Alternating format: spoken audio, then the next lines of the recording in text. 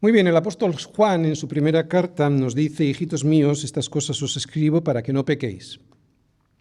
Y si alguno hubiere pecado, abogado tenemos para con el Padre, a Jesucristo el justo. Aquí Juan está diciendo que nosotros tenemos a un abogado. Aquí está diciendo que Jesucristo tiene un ministerio delante del Padre, que es ser nuestro abogado.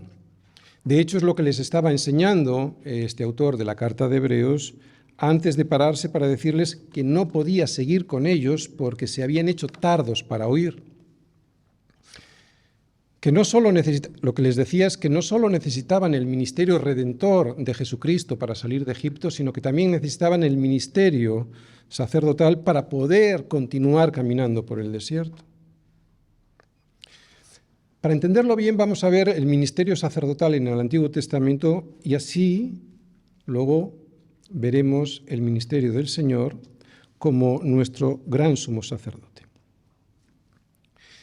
En el Antiguo Testamento la labor de los sacerdotes no era tanto interceder por el pueblo antes de que cometieran cualquier pecado, sino en la presentación de los sacrificios después de haber pecado. Esta era su intercesión principal, la que salía del sacrificio del animalito y pedía el perdón y la remisión de los pecados sobre la base de aquella sangre que habían derramado. Esta era la figura. La realidad vino después con Jesús, y su principal misión sacerdotal, ahora que está a la diestra del Padre, también es interceder por nosotros en base al derramamiento de su sangre en su sacrificio perfecto y permanente. Él, pues, pide la remisión de nuestros pecados al Padre cuando nos presentamos delante de Él humillados y arrepentidos. Una pregunta. Si los pecados que cometieron los israelitas después de salir de Egipto hubieran significado su exclusión de la tierra de la promesa, ¿qué sentido tendrían los sacrificios levíticos y el ministerio sacerdotal del tabernáculo? Y lo mismo con nosotros. Si después de nuestra conversión cualquiera de los pecados que cometemos nos aparta de la vida eterna, ¿qué sentido tiene el ministerio sacerdotal del Señor Jesús ante el Padre ahora? Fijaos lo que le dijo Jesús a Pedro. Simón, Simón, he aquí Satanás os ha pedido para zarandearos como a trigo, pero yo he rogado por ti para que tu fe no falte. Aquí Jesús no le está diciendo a Pedro que había estado pidiendo por él para que no cayera. Él sabía que iba a caer. Lo que le decía es que había rogado por él para que su fe no faltara después de la caída. ¿Os dais cuenta el ministerio sacerdotal del Señor Jesús? Evidentemente, para que nuestro gran sumo sacerdote Jesucristo pueda abogar por nosotros, nosotros debemos acudir a Él arrepentidos y llorando amargamente, como lo hizo Pedro cuando negó a Jesús. Por lo tanto, y a la luz de este ministerio sacerdotal del Señor, decir que los pecados cometidos después de nuestra conversión nos apartan de la esperanza de la salvación sería lo mismo que negar la eficacia del ministerio sacerdotal de Jesús o incluso negar la existencia misma de su ministerio. Por lo tanto, podemos concluir que esta no es la situación que está mencionando o por la que están pasando aquellas personas a las cuales se dirige el autor de Hebreos cuando nos dice lo que nos dice en los versículos de hoy. Porque hay algo que define aquella situación, y es que las personas de las que nos hablan estos versículos ya no tienen la posibilidad de arrepentirse. Fijaos lo que dice: es imposible que sean otra vez renovados para poder arrepentirse. Por lo tanto, la primera impresión que nos causan estos versículos de hoy la podemos rechazar a la luz de lo que hasta ahora hemos visto, a la luz del sentido común bíblico, a la luz de lo que hemos visto hasta aquí en la carta a los Hebreos, a la luz de nuestra propia experiencia personal, a la luz de lo que dice el resto de la Biblia y a la luz del ministerio sacerdotal de nuestro Señor Jesucristo. Pero afinemos un poco más. Veamos qué es lo que el texto no dice. Lo que el texto no dice. Porque es imposible que los que una vez fueron iluminados y gustaron del don celestial y fueron hechos partícipes del Espíritu Santo y asimismo gustaron de la buena palabra de Dios y los poderes del siglo venidero y recayeron, sean otra vez renovados para arrepentimiento, crucificando de nuevo para sí mismos al Hijo de Dios y exponiéndole a vituperio. 3 cosas que el texto no dice.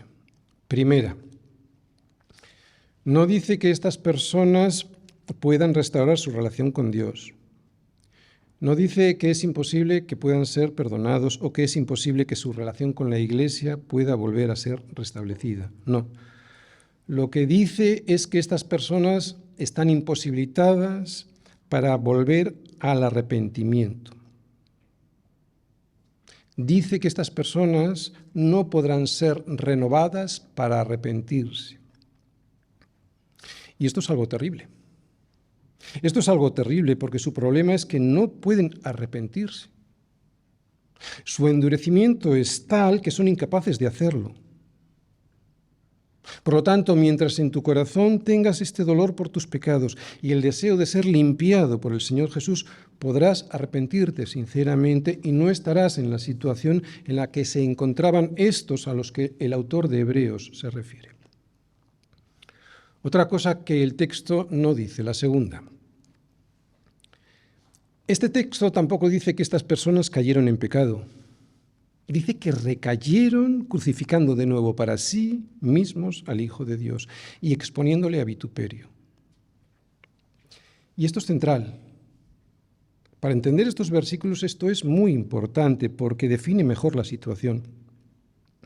Cuando caemos, cuando tú y yo caemos, incluso cuando somos conscientes de que estamos cayendo, no queremos crucificar de nuevo a Cristo.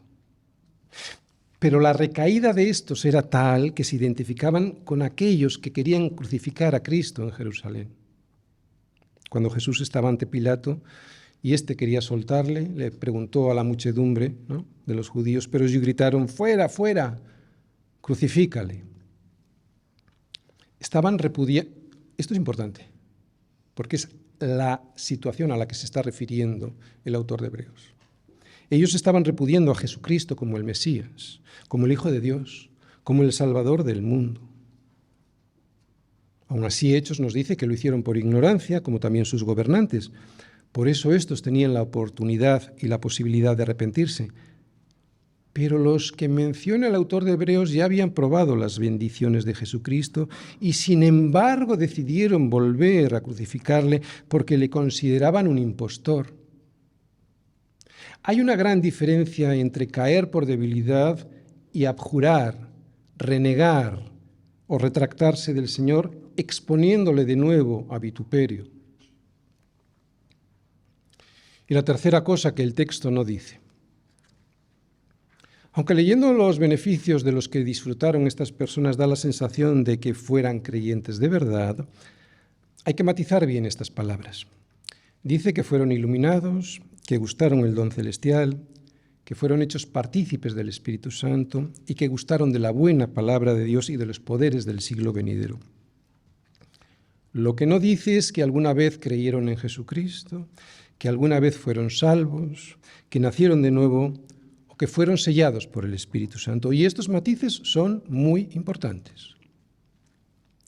Dice que daban la apariencia de ser creyentes porque participaban en la Iglesia de los beneficios que Dios derrama sobre los suyos, pero no dice que habían creído en el Señor naciendo de nuevo.